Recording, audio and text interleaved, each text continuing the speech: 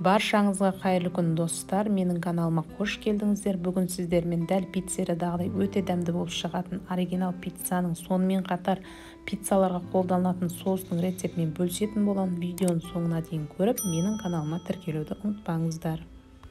Ең алдымен тестамызды дайындап аламыз. Ол үшін бізге қажет шекер, тұз, ашытқы, зәйтүн майы, үстінен су қосып, бір ас қасық ұнымызды салып, барлығын жақсылап араластырып аламыз.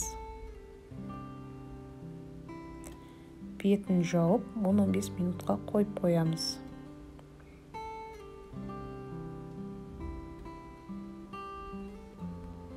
Міне опорамыз дайын болды. Енді үстінен ұнымызды салып, жақсылап қолымызбен үйі қанғанша илеп аламыз. Барлық қажетті заттарды мөлшермен бірге видеоның астына описание бөліміне жазып қоямын. Осылай қолымызбен жақсылап тұрып илеп, жарты сағатқа бетін жауып қойып қоямыз. Қамырымыз дайын болғанша соусымызды дайындап алайық. Мен алдын ала қызанақ пюресін дайындап қойдым. Сіздерге сілтемесін қалдырам, сол жерден көрсеңіздер болады. Енді қызанақ пюресінің үстінен орегано, қызыл паприка және чесногымызды 3 ас қасық зәйтүн майын қосып, үстінен кішкене тұзымызды салып, барлығын жақсылап араластырып аламыз.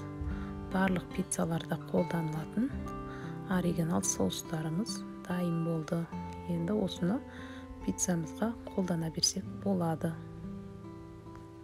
Міне тестамыз да дайын болды. Енді 2 бөлікке бөліп алдым. Осылай жайған кезде мен манканы қолданамын. Өздеріңіздің қалауларыңыз бойынша ұн сеуіп жайсаңыздар да болады. Қамырымыз өте жұмсақ, нәзік болғандықтан қолмен оңай жайылады. Міне осылай видеодағыдай жайып аламыз. Алдын ала пергамент қағазын формамызға төсеп, дайындап, осылай орналастырып аламыз.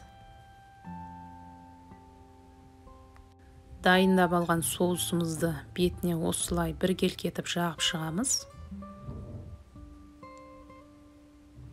Бетіне сырымызды жақсылап сеуіп, осы уақыт аралығында пешімізді максимум градуста қыздырып аламыз. Міндетті түрде асты да үсті де қосулы тұру керек. Бетіне мен осылай колбаса қолдандым.